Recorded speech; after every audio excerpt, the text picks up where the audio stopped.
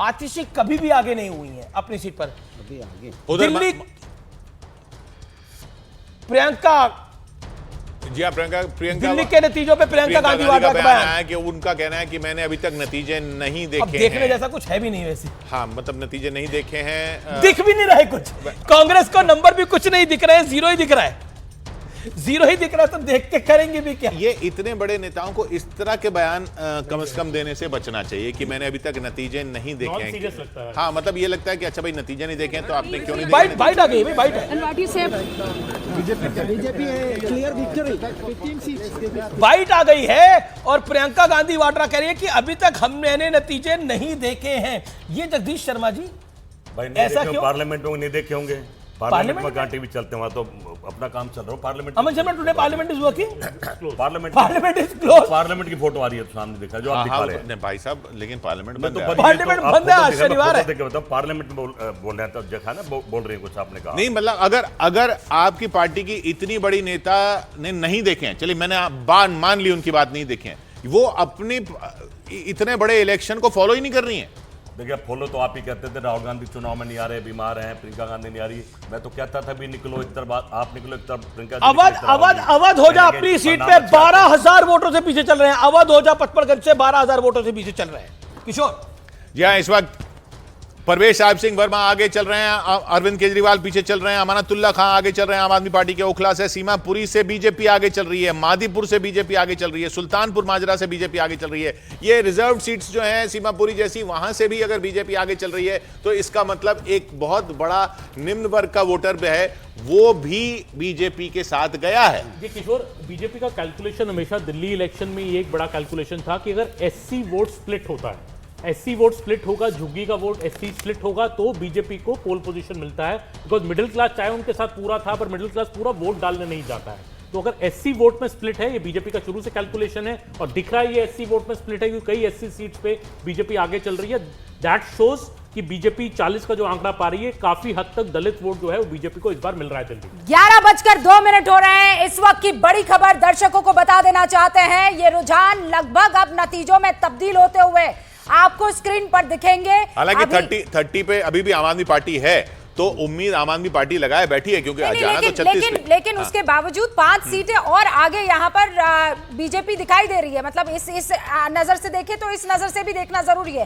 Bharatiya Janata party 40 सीटों पर इस वक्त नजर आगे आ रही है रुझानों में। 30 सीटों पर इस वक्त आम आदमी पार्टी, और जो इस वक्त किशोर कह रहे हैं, देखिए पांच आम आदमी पार्टी 1000 से ज्यादा सीटों का अंतर जहां पर है, आम आदमी पार्टी आगे 1000 वो है Timarpur, 1000 vote, Timarpur, model town, Delhi cantt, Mehrauli और गांधीनगर। नहीं, ये 1000 से कम वाले वोट, 1000 से 1000 से कम वोट जो है, बिलो 1000, हाँ बिलो 1000 का जो है वो डिफरेंस जो है वो 4-5 सीटों में ही है। हाँ। तो ये 4-5 सीटें ही हैं जहां पे आगे पीछे हो रहा है ज्यादा।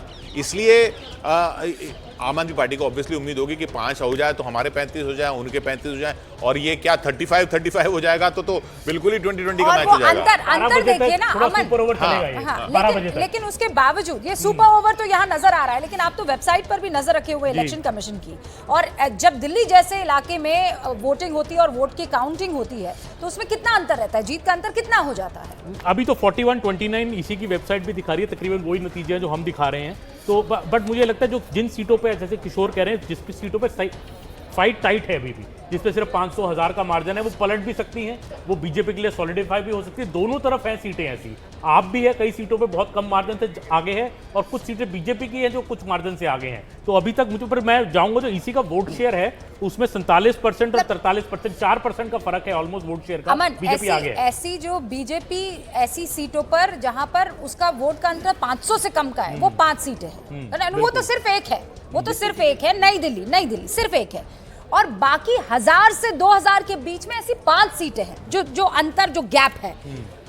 पालम है, संगम विहार है, कालकाजी है, सीमापुरी है, गोकुलपुर है, और ये जो है ये 1000 से 2000 के बीच के रेंज में है।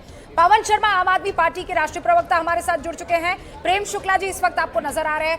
प्रेम जी, खबर ये मिल रही है कि तमाम भारतीय जनता पार्टी के जो नेता हैं वो बाहर भले ही नाच गा रहे हों, लेकिन हेडक्वार्टर के अंदर खूब नाच गाना हो रहा है। यानी कहीं ना कहीं दिल की दुगदुगी अभी भी बंधी हुई है कि 40 से 35 और 35 वहां ये 5 सीटें कहीं अरविंद केजरीवाल के खाते में ना चली जाए? रेणुका जी 40 से 45 हो सकता है, 35 नहीं होना है। 40 से 45 सीटें होंगी और भारतीय जनता पार्टी प्रचंड जनादेश से जो है दिल्ली में सरकार बनाएगी, ये तय है। और आम आदमी पार्टी के लोगों के चेहरे 2-3 दिन से पूजे हुए थे, आज जो है भयंकर जो है उनके चेहरे पर मुर्दानगी छाई हुई दिखाई दे रही है। आप आम आदमी पार्टी के तमाम नेताओं को देखिए, उनकी जो हालत है वो साफ तौर पर बता रही है कि स्थिति क्या होने वाली है। ओके पवन जी जवाब दे दीजिए, आपके चेहरों की हालत बता रही है कि स्थिति क्या होने वाली है, ये प्रेम शुक्ला जी कह रहे हैं। देखिए प्रेम जी को थोड़ा सा इंतजार करना चाहिए, नतीजे अभी शुरुआती रुझान है। अगर भाजपा को लग रहा था कि भाजपा चुनाव जीत रही है तो हमारे सारे कैंडिडेट को भाजपा के लोग 15-15 करोड़ रुपए का ऑफर क्यों कर रहे थे?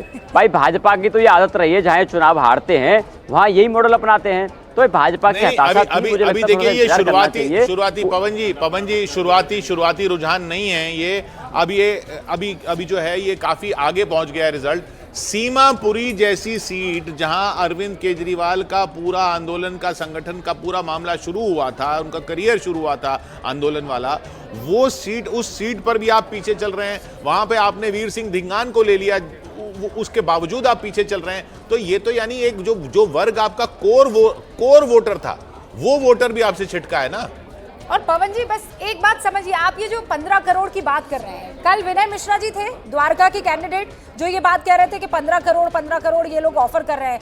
भैया वो 3000 वोटों से पीछे चल रहे हैं, तो काहे बीजेपी वाले 15 करोड़ का ऑफर देंगे हारे हुए विधायक को?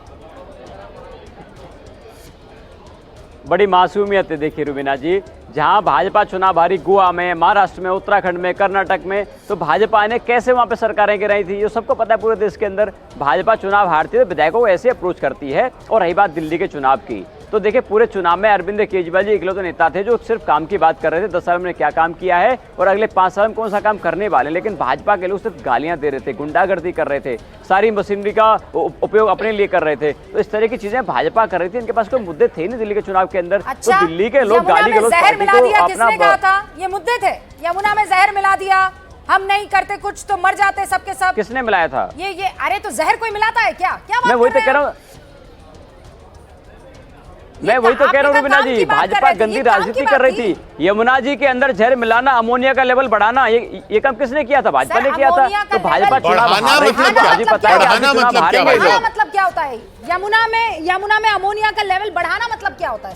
आप कह रहे हैं कि जानबूझ के अमोनिया डाल दिया, ये मैं बिल्कुल नहीं अच्छा चलिए, वो तो इलेक्शन खत्म हो गया। आपके चैनल पे डिबेट करी थी ना हम लोगों ने, इलेक्शन खत्म देखिए हो गया, आपके चैनल पे हम लोगों ने डिबेट करी थी, उस पे वोट पड़ गया, दिल्ली के उस पे वोट पड़ गया। कर देता हूं,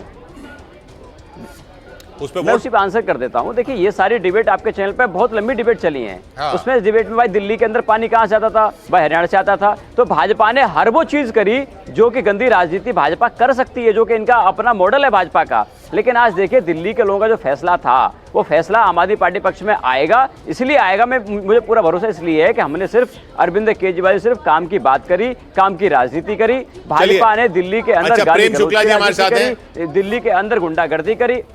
नहीं ठीक है, वो आप कैंपेन हो गया भाई साहब, अब तो रिजल्ट की बात करें। प्रेम शुक्ला जी 39 सीटों पर बीजेपी आगे है, 36 पर बहुमत का आंकड़ा है। अभी भी फाइट जो है वो बड़ा ही टाइट चल रही है। हालांकि अभी भी बीजेपी कभी पीछे नहीं हुई जब से रुझान आए हैं।